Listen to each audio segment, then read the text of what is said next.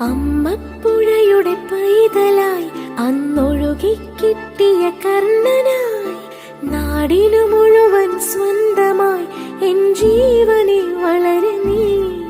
കുടിൽ മേയുവാൻ മുകിലുകൾ, അതിൽ മാരിവിൽ ചുവരുകൾ, നിനക്കൊരു കുടം കുളിരുമായി പുതുമഴ മണിമ